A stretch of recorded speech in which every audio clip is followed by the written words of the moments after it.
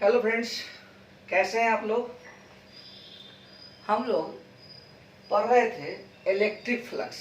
क्या पढ़ रहे थे? Electric flux. ओके, तो इलेक्ट्रिक फ्लक्स हम बता चुके हैं कि थोड़ा पेचीदा होता है, लेकिन घबराइए नहीं, हम तो पढ़ा रहे हैं ना, हम तो पढ़ा रहे हैं। देखो, आज हम लोग ऐसे पढ़ेंगे, यानी सिस्टमेटिक पढ़ेंगे, ताकि थोड़ा ही प्रॉब्लम ना हो, थोड़ा ही प्रॉब्लम नहीं हो। हम मानते हैं एक टॉपिक टफ है, लेकिन टफ है तो क्या हुआ, पढ़ना तो है ही, ध्यान दो।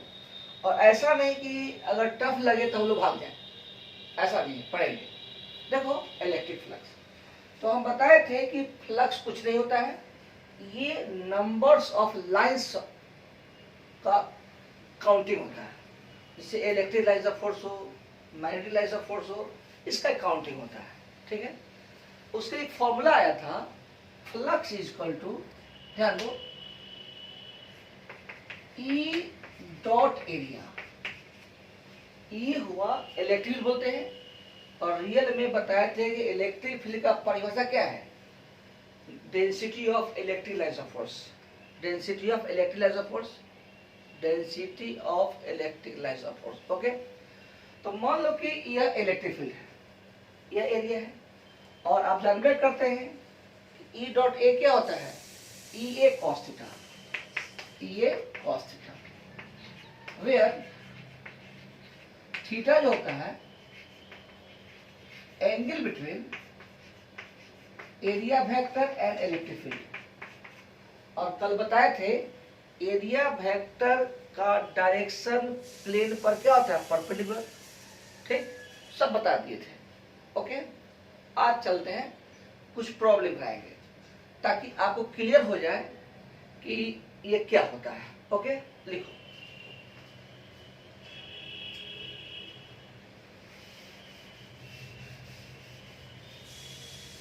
तो calculate question, calculate total electric flux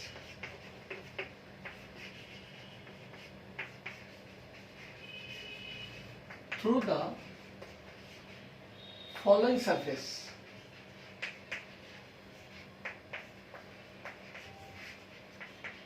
ठीक, एकदम हल्का से स्टार्ट करेंगे, एकदम हल्का एग्जाम्पल से स्टार्ट करेंगे, और आज हम क्लियर करके छोड़ेंगे। ठीक, जैसे मान लो कि यह कोई 3D प्लेन है, प्लेन है, कॉपी देखते हैं, ये प्लेन, ये प्लेन है, और यहां से electric lines of force cross कर रहा है।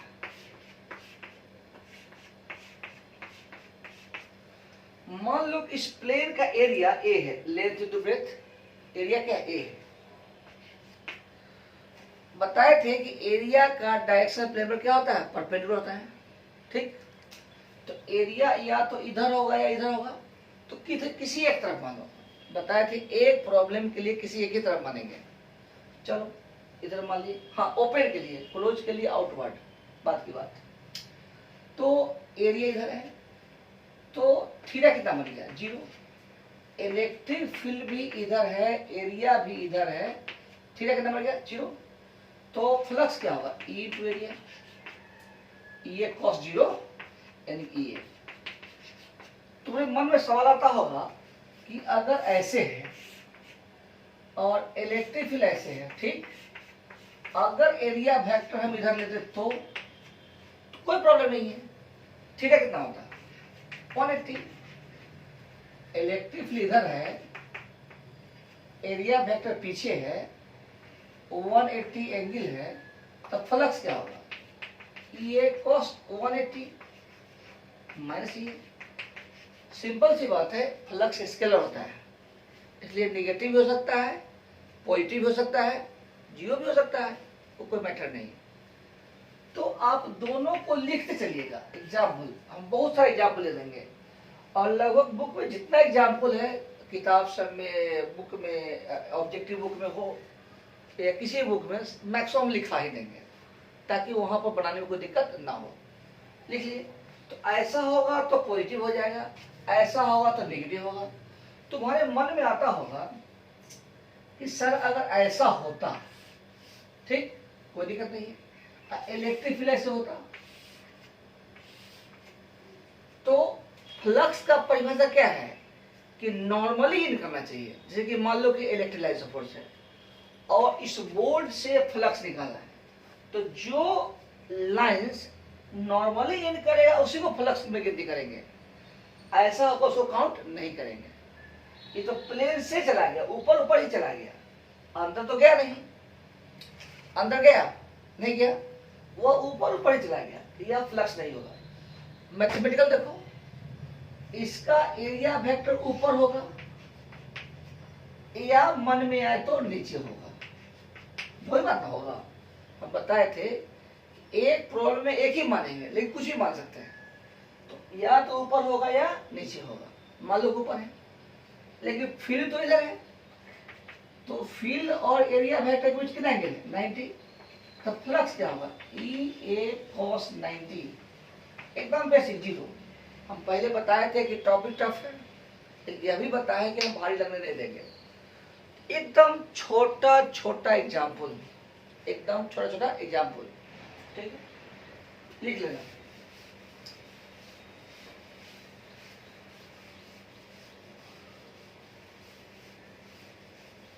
कुछ बता रहे हैं ताकि तुमको एकदम क्लियर हो जाए, थोड़ी परेशानी नहीं हो।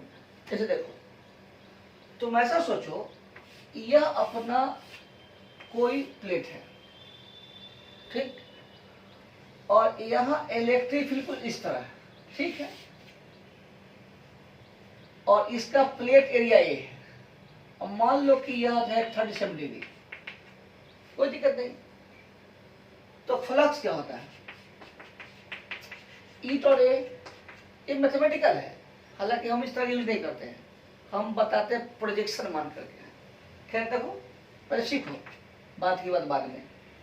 ई ए कॉस 37 और कॉस 37 कितना होता है 0.8, ये जाएगा ई ए इंटू 0.8 यानी कि 0.8 ई ए। आगे समझ में नहीं, ये गलत, ये गलत, बोलो क्यों?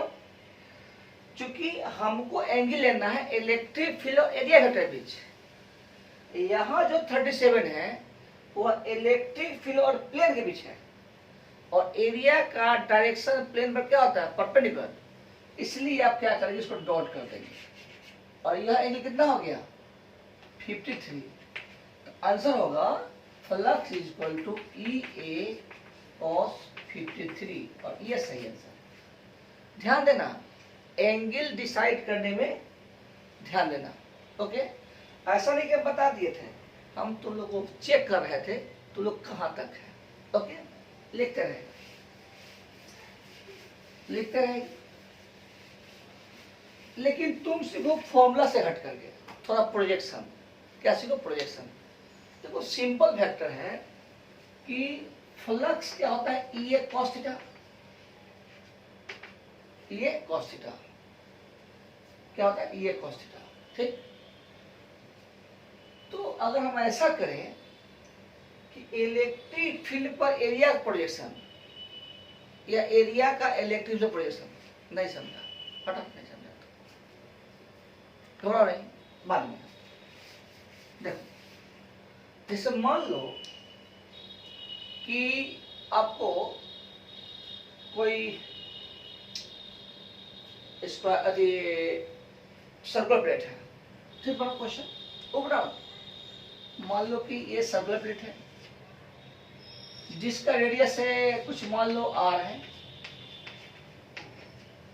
इलेक्ट्रिक फ्लक्स जा रहा है, निकल भी रहा है, थीन मोटा प्लेट, थीन प्लेट, थीन पतला पतला पतला पतला थीन प्लेट है, तो फ्लक्स क्या होगा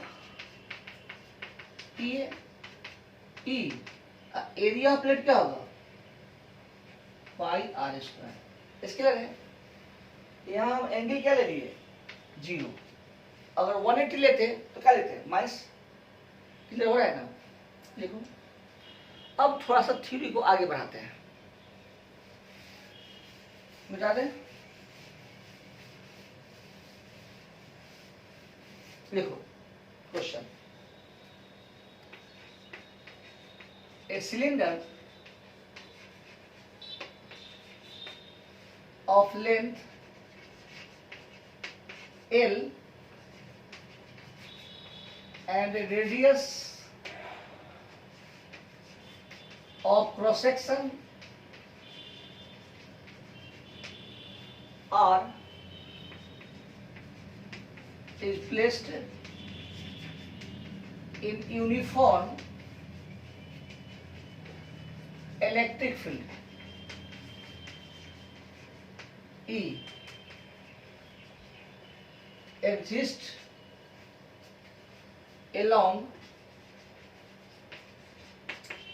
positive x-axis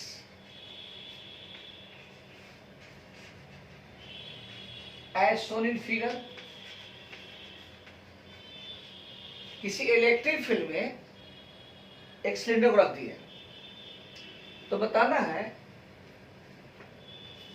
calculate total electric flux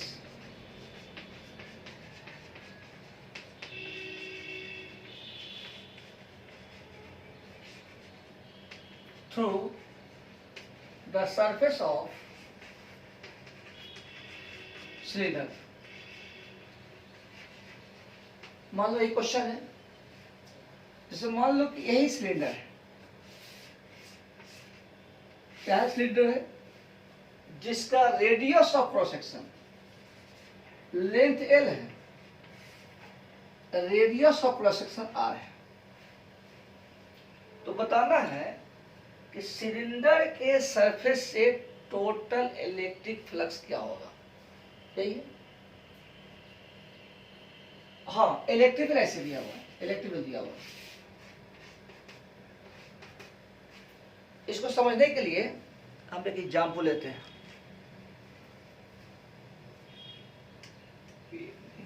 pen चलो, पेन तो मिला नहीं, स्केल से काम चलाते हैं। तो मान लो कि यह एक्स एक्सिस है और यही अपना सिलेंडर है, 3D है, इसमें इमेजिन करना पड़ेगा। सिलेंडर है और इस चौक को बोल दिए कि इलेक्ट्रिक फील्ड है। समझना, चौक क्या है, इलेक्ट्रिक फील्ड है। पेन फिलहाल नहीं, ठीक, कोई बात नहीं, इलेक्ट्रिक फील्ड है। अब सोचो, ये तो या तो ओपन होगा या क्लोज होगा, यानी कि हॉलो सिलेंडर होगा या सॉलिड सिलेंडर होगा। तो पहले मान लेते हैं सॉलिड सिलेंडर है, क्या मान लेते हैं, सॉलिड सिलेंडर है। तो अगर सॉलिड सिलेंडर होगा तो ये क्लोज सिस्टम हो गया, कौन सिस्टम हुआ, क्लोज सिस्टम, कल पढ़ाए थे, ठीक। तो मान लो क्लोज सिस्टम है, तो क्लोज सिस्टम में सरफेस का जो एरिया होता है, ध्यान दो, क्लोज सिस्टम में सरफेस का जो एरिया होता है वह एरिया सरफेस पर परपेंडिकुलर होता है और आउटवार्ड होता है। फिर से, क्लोज सिस्टम में सरफेस का एरिया परपेंडिकुलर होता है और आउटवार्ड होता है, यानी कि अगर यहाँ पर ले तो ये बाहर हो जाएगा, यहाँ पर ले तो यह बाहर हो जाएगा, यहाँ पर ले तो बाहर हो जाएगा, यहाँ पर ले बाहर हो जाएगा, अगर नीचे ले तो नीचे हो जाएगा। आप समझ में आएगा, इधर ले तो बाहर हो जाएगा, इधर ले तो बाहर हो जाएगा। समझ में आ रहा है ना, आ गया होगा, झूठ मत बोलना। तो ये क्वेश्चन हो गया। देखो, तो इसी को अगर समझाने के लिए दूसरा फिगर बना लिए। सोचो, अगर हम यहाँ पर लेते हैं तो यह एरिया बाहर जाएगा, लेकिन इलेक्ट्रिक फील्ड इधर है। अगर एक एग्जाम्पल समझ में आ गया, पूरा चैप्टर समझ में आ गया। तो फील करने का चीज है, फोटो मने बनना चाहिए, मने फोटो बनना चाहिए। तो इलेक्ट्रिक इधर है, एरिया इधर है, थीटा कितना बन गया, 90। तो इस सरफेस से फ्लक्स क्या हो गया, 0। ऐसे भी ठेठ में समझो, इलेक्ट्रिक फील्ड तो ऊपर में चला गया ना, उसको घुसा ही नहीं। अरे सरफेस में घुसेगा तब ना फ्लक्स, सीधे सरफेस चला गया। चलो अगर हम यहाँ बात करते हैं तो फील्ड नीचे के ऊपर, नीचे सॉरी एरिया नीचे के ऊपर नीचे, अब फील्ड इधर है तो यहाँ भी थीटा कितना बन गया 90, फ्लक्स हो गया 0, उबना मत। यानी कि इस सरफेस से ध्यान दो, ये आपका सिलेंडर है, इसको मोड़ दिए, सिलेंडर बन गया। इलेक्ट्रिक फील्ड इधर की ओर है, ध्यान देना, दिख रहा है इलेक्ट्रिक फील्ड इधर की ओर है, तो इस सरफेस से फ्लक्स 0 हो गया। समझ गया होगा, इस सरफेस से फ्लक्स क्या हो गया 0 हो गया। क्योंकि यहाँ पे एरिया ऊपर है, अब फील्ड आगे है, यहाँ एरिया इधर है, अब फील्ड ऊपर है, उधर है, एरिया नीचे है, फील्ड इधर है। तो इस सरफेस के एरिया से हमेशा फील्ड कितना बनाएगा 90, फ्लक्स 0 हो जाएगा। अब चलो फ्लक्स इसका और इसका देखते हैं। तो इस सरफेस से फ्लक्स 0 हो गया। अब फ्लक्स लेंगे यहाँ, इलेक्ट्रिक फील्ड इधर है, और हम बताए हैं कि कुलोज सिस्टम में एरिया वेक्टर प्लेन पर परपेंडिकुलर और बाहर की ओर, यानी कि परपेंडिकुलर और बाहर की ओर, यहाँ पर परपेंडिकुलर और बाहर की ओर। देखिए इलेक्ट्रिक इधर है, होगा क्या कि यहाँ पर कितना एंगल बनाएगा 180, यहाँ कितना बनाएगा 0। तो टोटल फ्लक्स कितना होगा, देखो टोटल इलेक्ट्रिक फ्लक्स उब रहा होगा, उबना मत भाई, total electric flux through the surface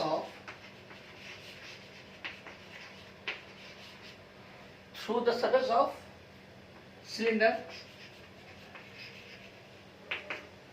इधर को ले लो माइनस, ये निगेटिव है ना, माइनस ये, अरे cos 180 क्या होता है नेगेटिव, अच्छा अब प्लस 0 0 0 प्लस 0, ये इतना 0 का मतलब हुआ इस सरफेस के लिए। तो हम लोग 2 दिखा दिए बाकी मन में, और सब मिला क्या हो गया 0। इसको लिख लो, एक निचोड़ कंक्लूजन।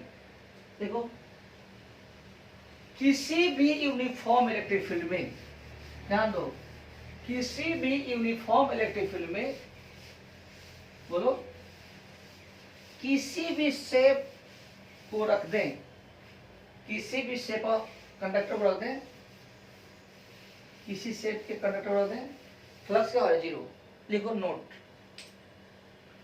फाइनली बात क्या निकला, note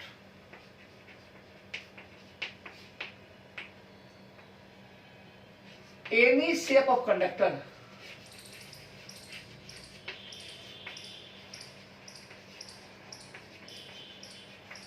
is placed in uniform electric field,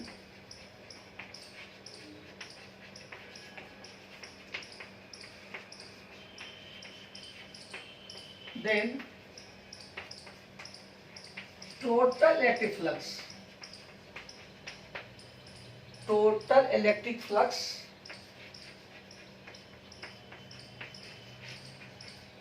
through the surfaces of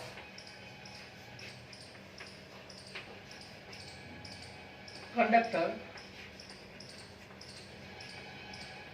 will always be 0. Okay, लिख लो। जैसे एग्जाम्पल, यह इलेक्ट्रिक यूनिफॉर्म है, कुछ और रख दो, फ्लक्स क्या हो गया 0, बात खत्म। इलेक्ट्रिक यूनिफॉर्म में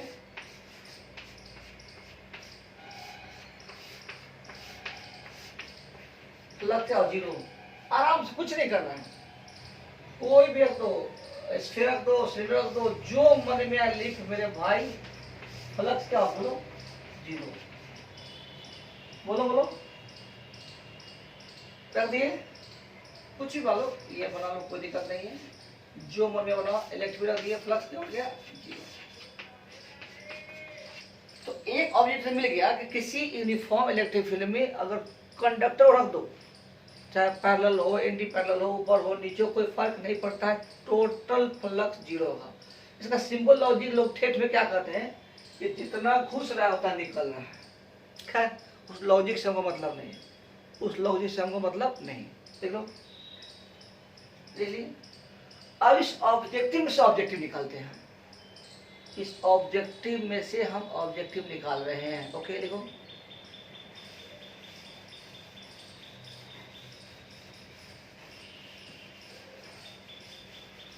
मजा आ रहा है, मेरे लाल, मेरे पीले, मेरे नीले। चलो चलो, अब क्या करो कि हम लोग कुछ काम कर एग्जाम्पल देते हैं। उबना मत, यह चैप्टर कंप्लीट न्यूमेरिकल ही है, 1% भी थ्योरी नहीं है। उस थ्योरी को हम 0.5% में काम करते हैं, खाली न्यूमेरिकल। लेकिन जो न्यूमेरिकल है वो थ्योरी बेस्ड ही है, ऐसा कुछ नहीं है। देखो जैसे मान लो कि ना नहीं, मान लो कि यही अभी हम सवाल दिए हैं, एक तबला बनाते हैं। तबला जानता है? तबला, तबला गांव में देखा हो, नाच नौटंकी देखता हो नहीं? नाच देखता है, ठीक। तबला, तो तबला को हम उलट दिए या पलट दिए, उससे कोई फर्क नहीं पड़ता, सीखना फिजिक्स, ठीक। इसको डाल दिए यूनिफॉर्म इलेक्ट्रिक फील्ड में। कहाँ डाल दिए बोलो? यूनिफॉर्म इलेक्ट्रिक फील्ड में। कहाँ डाल दिए? यूनिफॉर्म इलेक्ट्रिक फील्ड में। तो एक मान लो कटोरा, सर क्या क्या टर्म बोल रहा है, कटोरा। घर में कटोरा खाता होता नहीं है, छोटा सा पतीला होता है कटोरा, ठीक।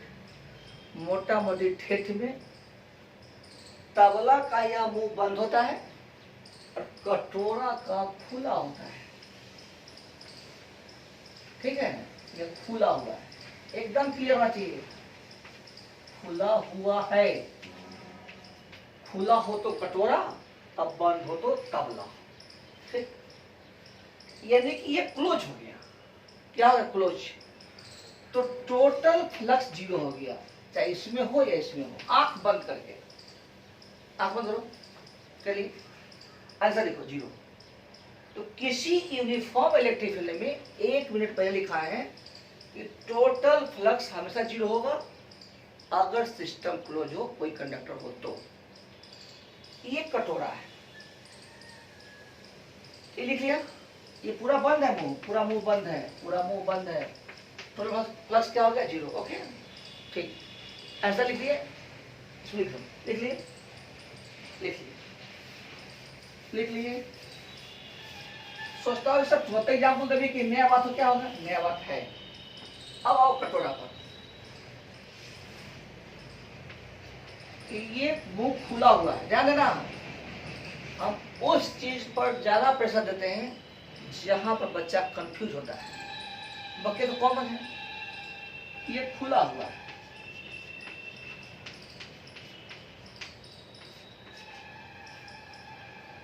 ओके ठीक। यहां से इलेक्ट्रिक फील्ड डाल दी, इसका रेडियस आर मान लो। Find question, find the total electric flux through the surfaces of कटोरा। तो बोलते बॉल बोलते हैं, नहीं बॉल, BOWL तो बोलते हैं। इसको समझाते हैं अच्छे तरीके से। मान लो कि तुम्हारे घर के सामने वर्षा हो रही है। क्या हो रही है? वर्षा, एकदम बहुत तेज नहीं, बूंद बूंद टुक टुक टुक टुक वर्षा हो रही है। तुमने कटोरा को जा करके ओपन फील्ड में रख दिया, वर्षा स्टार्ट, पानी बरसना शुरू हो गया, बूंद बूंद बूंद बूंद बूंद बूंद। ठीक, वर्षा होना बंद, वर्षा होना बंद। तो तुम बताओ कितना पोर्शन जमीन का सूखा हुआ है? ध्यान दो, जमीन का कितना पोर्शन सूखा हुआ है? क्योंकि यह जो एरिया हुआ है यह कितना है, 2 पाई आर स्क्वायर। सपोज करो सरफेस ऑफ कटोरा जो है लाइक स्फीयर है, पर हेमी स्फीयर आधा, तो ये आधा क्या है, आधा है, क्या है, आधा है। पूरा स्फीयर का एरिया क्या रहता है, बोलो? पूरा स्फीयर का एरिया होता है 4 पाई आर स्क्वायर। आधा कितना हो गया, 2 पाई आर स्क्वायर। तो वर्षा जो हुई है और 2 पाई आर स्क्वायर में कि 4 पाई आर स्क्वायर में, 2 पाई आर स्क्वायर में, नहीं समझ आया? हेमी स्फीयर पर वर्षा हुई है, टू वर्षा हुई है, तो वर्षा कितने एरिया में हुई, 2 पाई आर स्क्वायर में। लेकिन सूखा हुआ पोर्शन कितना है, पाई आर स्क्वायर। ध्यान देना। तो here pi r square is the projection of 2 pi r square. समझ में आ गया? यानी कि यहाँ जो फ्लक्स लेंगे तो ई इंटू ये नहीं लेंगे, ये लेंगे पाई आर स्क्वायर। ये बेटा समझना पड़ेगा, आसान नहीं है, भारी भी नहीं है। देखो फ्लक्स कितना बोलो, ई इंटू, इसको और डिटेल समझ सकते हैं, लेकिन फिलहाल समझो अभी आप लोग नया है बच्चा, फिर समझो। नहीं समझ में आया कोई बात नहीं, अभी थोड़ा देर पहले बताए हैं। जान लो, यह जब समझ में आ जाएगा ना तो लाइट का मैक्सिमम गुस्सा ऐसी पड़ जाएगा मुँह से। वहाँ बताएंगे ये मॉडर्न में रेडिएशन प्रेशर हुआ, ये सब आसान सा, भारी नहीं है, भारी तो है ही नहीं। फिजिक्स में एक टर्म अगर समझ में आए तो वही टर्म पूरे फिजिक्स में दौड़ता है। समझो कि मान लो कि अभी तुरंत पढ़ाए 2 मिनट पहले किसी यूनिफॉर्म इलेक्ट्रिक फील्ड में, ध्यान दो क्वेश्चन सब लिखता है, बहुत स्टैंडर्ड क्वेश्चन सब है। अगर मुंह बंद हो तो फ्लक्स क्या होगा, 0। अब बंद नहीं हो तो इतना होगा। देखो अभी पढ़ा है किसी यूनिफॉर्म इलेक्ट्रिक फील्ड में फ्लक्स क्या हो गया, 0। और पढ़े ना अभी रेडियस r है, हाइट l मान ली, ठीक। अभी पढ़े इस क्वेश्चन में से ऑब्जेक्टिव निकालते हैं। देखो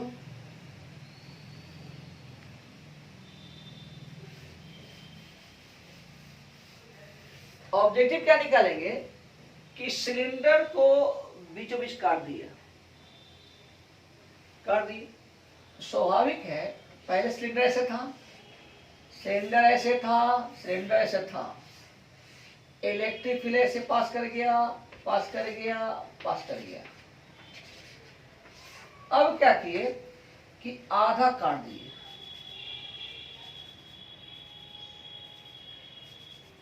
अब लिखो, मान लो कि काट दिए, काटा हुआ है, समझिए क्या हो, काटा हुआ है।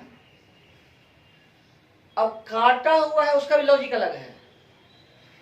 अगर इसको बंद कर देंगे तो फिर फ्लक्स 0, फिर से फ्लक्स कितना हो गया, 0। अगर इस तरह का अगर ये भी बंद हो जाए, प्लेट सटा दे तो फ्लक्स क्या हो, 0। लेकिन काट के छोड़ दिए, हॉलो सिलेंडर को ऐसे काट के छोड़ दिए, यह पार्ट खुला के बंद, खुला। अगर प्लेट सटा देंगे तो फ्लक्स 0, प्लेट नहीं सटाएंगे तो फ्लक्स होगा, क्या होगा, E इंटू इसका एरिया, इस सरफेस का एरिया। तो हम समझ रहे हैं लाइंस ऑफ फोर्स ये है, तिरछा ये प्लेट का सरफेस ये है, इसका एरिया क्या होगा। तो यह रेडियस r है, यह 2r हो जाएगा,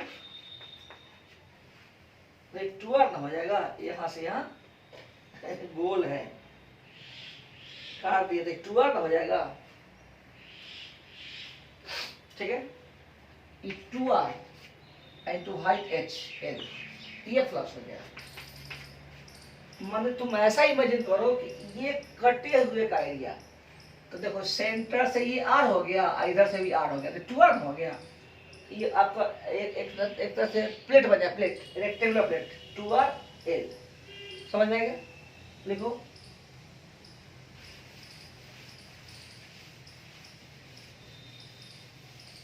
फिर देखो क्वेश्चन, किसी यूनिफॉर्म इलेक्ट्रिक फील्ड में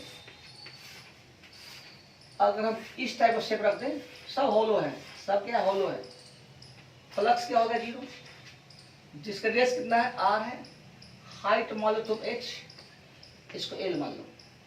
पढ़ा है शंकु की, इसको बोलते हैं कोन, कोन। फ्लक्स क्या हो? 0। अब क्या करेंगे, इसको हम काट देंगे वर्टिकली, ध्यान दो। तो आपका शेप क्या होगा? ऐसे बन गया,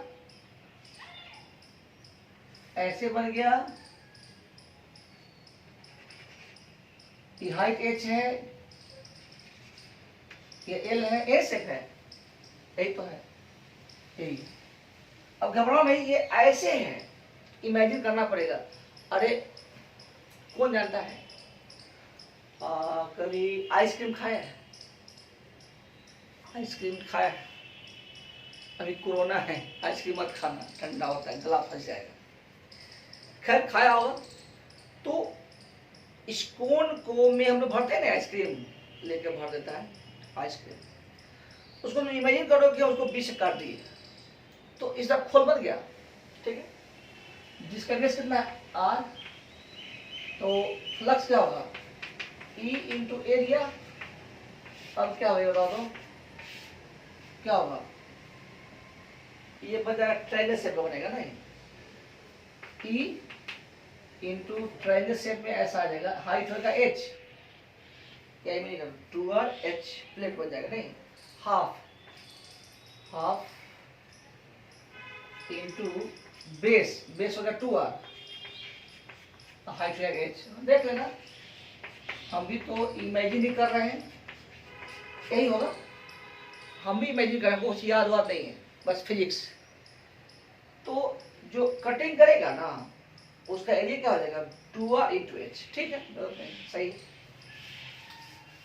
ओके।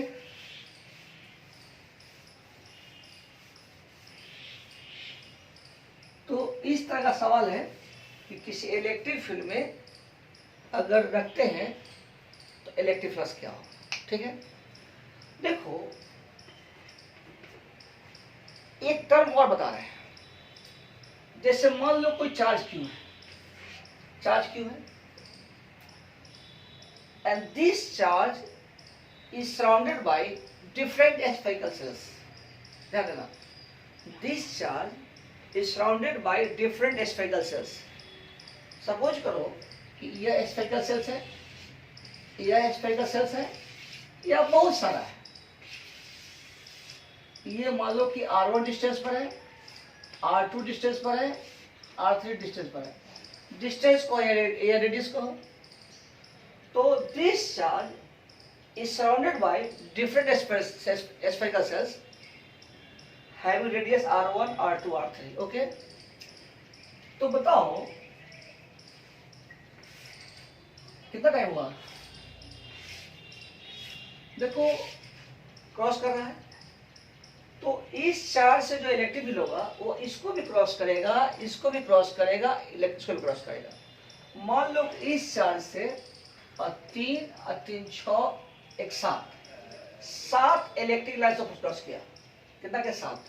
तो इससे भी 7 करेगा, इससे भी 7 करेगा, इसके भी 7 करेगा, इससे भी 7 करेगा। और अब बताएं कि फ्लक्स क्या होता है? नंबर्स ऑफ लाइन्स का काउंटिंग होता है, नंबर्स ऑफ लाइन्स का काउंटिंग होता है। तो यहाँ भी 7 है फ्लक्स, यहाँ भी 7 है, यह भी 7 है।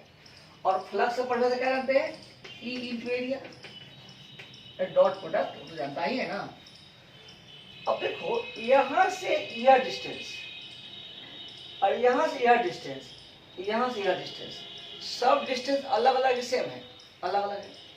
तो स्वाभाविक है फील्ड का स्ट्रेंथ भी तो अलग अलग होगा। दूरी बढ़ने से फील्ड घटता है ना, घटता है।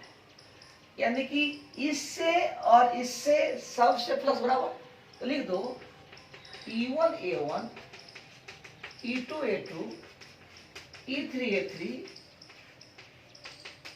क्या होगा, इक्वल होगा या कांस्टेंट होगा, जो कनेक्ट हो किसी पर्टिकुलर चार्ज के कारण जो इलेक्ट्रिक फील्ड होगा और रिफ्लक्स होगा कांस्टेंट होगा। लिख दो E1 4 pi R1 square, E2 4 pi R2 square, E3 4 pi R3 square and so on. यानी कि E1 R1 square, E2 R2 square, E3 R3 square, यानी कि E R square constant, E proportional to R square. यानी जितना दूरी जाएंगे field क्या होगा, कम होगा। और फील्ड क्या होता है, number of lines of force, density of lines of force. ध्यान दो, फिर समझो, मुंह दुखा गया, नहीं समझ में आया। फील्ड क्या होता है, density of lines of force. बोल चार बार, density of lines of force, density of lines of force, density of lines of force. और डेंसिटी की परिभाषा क्या है बोलो, देखो समझना, फील्ड 1/r², इसका संबंध क्या है डेंसिटी से, total number by area low या वॉल्यूम लो या लाइन लो। ध्यान देना, बहुत ही कॉम्प्लिकेटेड चीज बता रहे हैं, उबना मत। और उबेगा तो हम क्या करें, हम सिखा तो रहे हैं। फिर से ये समझ में आ गया, बोला एक नहीं है। Field directly proportional to 1/r², सही है, ठीक, ये सही। फील्ड क्या होता है, density of lines of force. बोलो फील्ड क्या होता है, density of lines of force. और डेंसिटी मतलब क्या, संख्या बटे या तो एरिया या तो वॉल्यूम, वॉल्यूम वेलोसिटी नहीं है, वॉल्यूम या लाइन। यानी कि और फील्ड का संबंध है क्या होता है, Q/4 pi epsilon R square होता है ना, हो। तो फील्ड का संबंध है चार्ज से, यानी संबंध है चार्ज से। कितना सुंदर रिजल्ट आ गया। यानी कि N1 बटे N2 इक्वल टू E1 बटे E2 equal to R2 square by R1 square बराबर Q1 बटे Q2। ध्यान दो, ये सवाल बहुत जगह इसका पूछा हुआ, समझ में आया, एक संबंध है। देखो सोचता हूँ सर कहाँ से लेकर पढ़ा रहे हैं, सब बेटा सिलेबस में, सब कहाँ है, सिलेबस में। देखो अगर सिलेबस में नहीं होता तो क्वेश्चन नहीं पूछता। देखो तुम लोग को हम पढ़ाए थे properties of lines of force. कहाँ पढ़ाए थे, properties of lines of force. कहाँ पढ़ाए थे, बोलो properties of lines of force. उसे बताए थे ही, याद करो, तो होता नहीं है। ये Q1 है या Q2 है, याद करो, पता नहीं माइनस के प्लस था, मान लो कि माइनस है, प्लस माइनस है, तो ये ऐसे आया था, याद होगा, याद हो गया, याद हो गया। ऐसे किए थे, ऐसे किए थे, ऐसे किए थे, ऐसे किए थे, ऐसे 2 को बढ़ा दिए थे। अब बताए थे कि कौन ज्यादा है, Q1 ज्यादा है Q2 से मोड में, Q1 कम है Q2 से, Q1 बराबर है Q2 के। आया था ना क्वेश्चन, तो आप किसमें चेन मारे थे, जो भी मारो, जिसमें संख्या ज्यादा होगा 1 2 3 4, इसमें कितना 6 8 है, इसमें 6 है, तो यहाँ Q1 का वैल्यू ज्यादा होगा किससे, Q2 से, रिजल्ट है। तो यह कहाँ से आया है, यही से आया है। नंबर ऑफ लाइन ज्यादा होगा तो चार्ज का मैग्नीट्यूड ज्यादा होगा, ये जिसका मैग्नीट्यूड ज्यादा होगा number of lines of force ज्यादा जनरेट करेगा वो। ठीक है, लिख लो इसको।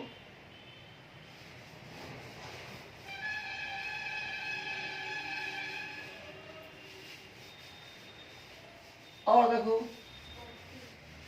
पट्टी, बस 2 एग्जाम्पल लेकर खत्म कर देते हैं। इसके अभी खत्म नहीं हुआ है, हम अभी 2 लेक्चर और पढ़ाएंगे तब स्टार्ट होगा गॉस थ्योरम, याद रखना। जैसे मान लो क्वेश्चन है, लास्ट कर देते हैं बस इसी एग्जाम्पल से। जैसे मान लो कि 20 कूलम चार्ज, कितना बोलो 20 कूलम चार्ज, ऐसे नंबर ऑफ लाइन सपोज मान लो कि कुछ मान लो 50 है, मान लो क्वेश्चन है, ये 20 कूलम चार्ज 20 लाइंस को जनरेट कर सकता है, तो आपको 50 कूलम मान लो कि 60 कूलम से कितना नंबर ऑफ लाइंस होगा। हो गया क्वेश्चन। कि कोई फॉर्मूला है ना कोई क्वेश्चन है, कैसे बन गया? सिंपल सी बात है, Q1 बाई Q2 बराबर कितना होता है? N1 by N2। अब है तो है, Q1 कितना है 20 बाई 60, N1 कितना 50 बाई N2। हो गया। N कितना निकल जाए बोलो? अब इसमें क्या करना है? 150 आंसर। 20 कूलम से 50 लाइन्स है, तो इससे कितना होता है? इतना ही होगा। ठीक है, तो हम लोग बहुत सारे एग्जाम्पल देख लिए। नेक्स्ट डे हम लोग इसको कंटिन्यू करेंगे, उबिएगा मत। एक क्लास लेटेस्ट है, 2 क्लास लेंगे, तब से स्टार्ट होगा आपका सिलेबस गॉस। अभी हम लोग पढ़े हैं फ्लक्स। क्या पढ़े हैं? फ्लक्स। क्या पढ़े हैं? फ्लक्स। आप लोग इसको लिखिएगा और जो भी कमेंट्स होगा बोलिएगा। बहुत बच्चा पढ़ लेता है, चुप रह जाता है, जिससे लगता है हमको पता नहीं है। तो तुम कमेंट नहीं करेगा तो तुम्हारी कमजोरी को दूर कौन करेगा? ठीक, मिलेंगे नेक्स्ट वीडियो के साथ। बाय।